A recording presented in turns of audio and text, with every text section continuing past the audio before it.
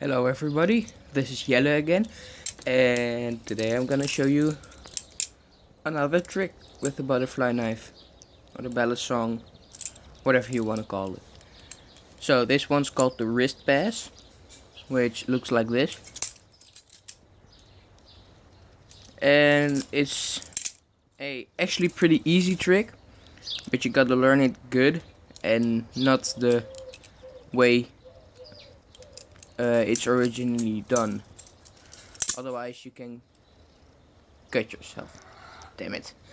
Well, you actually just fold it open. So I'm gonna show it the safe way, so I don't cut myself again.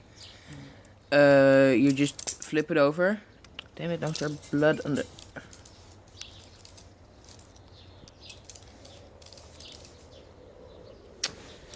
Damn it!